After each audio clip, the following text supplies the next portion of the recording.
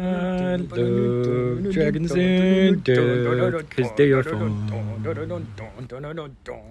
Okay, so this chapter basically is John, and if you supercut it, like, it would straight up be a My Chemical Romance video. And don't worry, I'm not gonna do anything like cut in me trying to bardcore My Chemical Romance, because that would be ridiculous. I'm not okay. I'm not okay. I'm not okay. You wear me out. But basically, everyone is packing up to go, and John is very, very conflicted. Like, he's going through, and he's going up the stairs, and he's thinking like, man, this is gonna be the last time I'm going up these stairs. But he knows he has to, because he really cares. That's the thing about John, is he really, really cares. Like, you know, so he's going up, and he knows, because he's been avoiding seeing Bran. You know, that's where he's going, because Caitlyn has not left his bedside, and Caitlyn is still team John sucks, like, full on. It's really, like, she holds a grudge, man. She is rough. Like, it's a good thing Tullys are, like, represented by fish, because she's cold-blooded, right? But he gets up in there, and, you know, like, Ghost is with him and stuff. He hears Bran's wolf howling and stuff, and Ghost is like, oh, okay, you know? And she's at the door, and she's like, why are you here? You know, like, no, just, why are you here? And he's standing there, and he's like, I haven't seen Bran. I need to see Bran. And she's like, get away, you know? And this time, like, he's kind of up in his feels, because he's a man now. Like, he signed up for the watch and stuff. Like, things have changed, so he doesn't get scared. He gets mad, you know? And he's like, I'm gonna come see Bran. And she's like, I'll call the guards. And he just walks in anyway, and he's like, call him, you know what I mean? And because I get the feeling like he's real guilty about not seeing Bran yet. So he walks up to Bran and stuff, and he just feels like sorry. Like, he sees Bran's all emaciated. He's got like claw fingers and stuff, because, you know, Bran's been getting like honey water, and that's it, and like the little herbs and stuff. And Caitlyn has not left. Like, she's barely slept. She calls for food and the chamber pots and stuff in Bran's room. Like, she ain't going nowhere. And Caitlyn's just being quiet, because, like, she's holding his hand, and he's like, you know, I'm sorry I haven't seen you, Bran, you know, and stuff. And he's crying, like, he's, you know, full emo kid, like, emotion, just, you know, because he feels so bad and stuff. And then, like, he starts walking away and stuff, and Caitlyn's like, John, you know, and he turns around, because she never says John, like, his name and stuff. And he's like, yeah.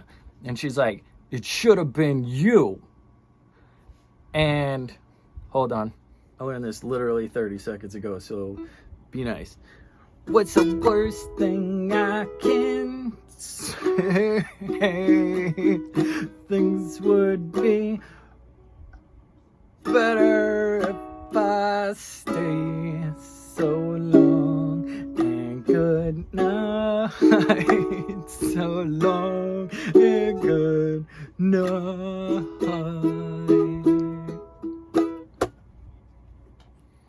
Basically, that kicks off. All right, so hopefully that worked. I'm trying to, like, cut these a little, shoot them, so they'll, anyway. So John is walking down, and, you know, he knows he's got to take the black and stuff. Everybody's running every which way. Rob is in the middle, trying to tell everybody, like, get these horses, pack this up, because, you know, everybody's going south, right? So he sees John and stuff, and he's like, oh, I wasn't sure I was gonna see you. Ben is in the stable. He told me if I see you, he wanted to be gone an hour ago, you know. get to the stable, and John's like, there's something I gotta do, and I had to go see Bran. And Rob, even, he's like, because John seems whatever, and he's like, my mom. And he lies to Rob. He's like, your mom was kind, which she wasn't. She basically just gutted John, right? So he walks, and he's like, I just got to do one more thing, and then I'll go see him. And Rob's like, then I didn't see you. He's just like, I'm busy. All right, I didn't see you. Do your thing. And because I get the feeling like Rob and John were never too bad with each other. You know what I mean? So he runs to the blacksmith, and there's like a little package there, and he grabs it, and he's like, all right, bet. Runs up, and he goes to Arya's room. Now, Arya is sitting there. She's like trying to pack up a chest or whatever, and Nymeria at this point is trained so well, like she's just pointing at stuff, and like Nymeria is picking it up and running it to her, and she's like folding it real quick and like putting it in. And John's like, hey, and as soon as Arya sees John, she's just like, what's up, and like Nymeria sees Ghost and like sits down like, but like then all the tension's gone because Arya wraps him in a big hug, like, she's like hanging off his neck and stuff, and she's like, I thought you left, and he's like, not yet, but I'm about to go. I just, before you left. And then like he kind of trails off a little bit, and he's like, what's this, because like her stuff's scattered everywhere. And she's like, they wouldn't let me out to like come see you to say goodbye or anything. And he's like, what'd you do? And she's like, I was packed, I was ready to go. And then Septa was just like, Southern ladies don't just wad everything up in a chest. Like, you gotta fold your stuff and whatever. So that's why everything's exploded. And John's like, yeah, she probably wouldn't approve of the wolf helping either, but they're like, whatever.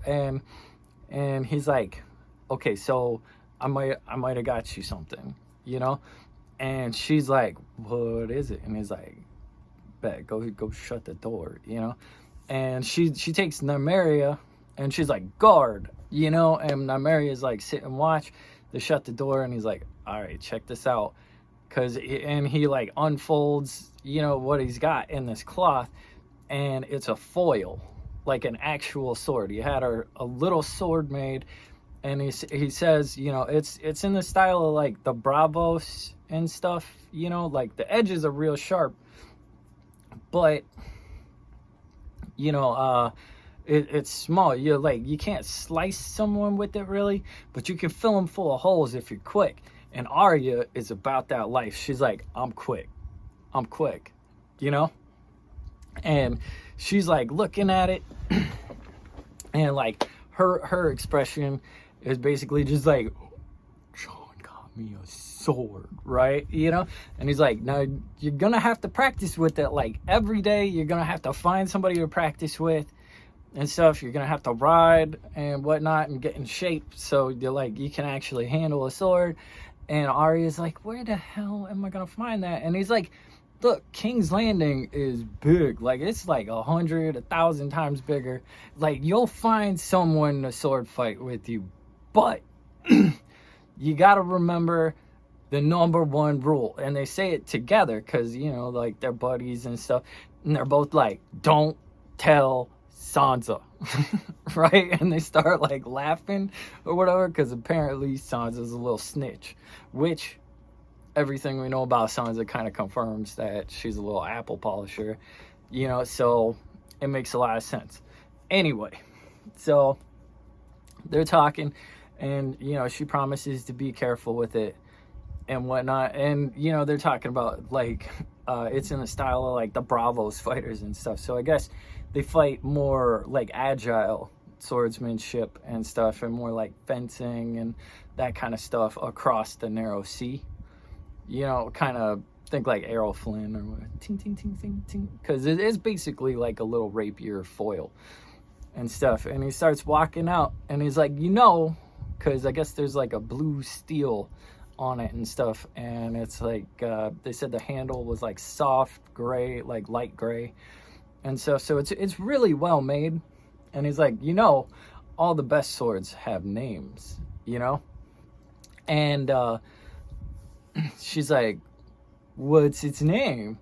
And he's like, you haven't guessed? Like, it's your favorite thing in the world, you know. And she's quick, so she's like, oh, you didn't.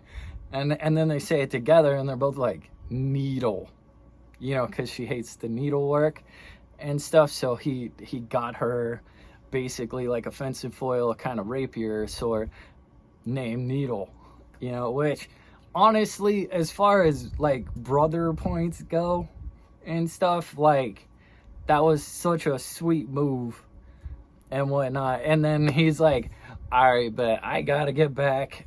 And so I already put up my ukulele, so I can't play us out with some MCR and everything. But anyway, hopefully that barcore wasn't too bad. Like, I had like 30 seconds to prepare. I was like, where's my chord charts? Because I gotta do like 350 of these, y'all, and I'm trying to just make them like little kisses in the dark, like boom. All right, let's keep moving.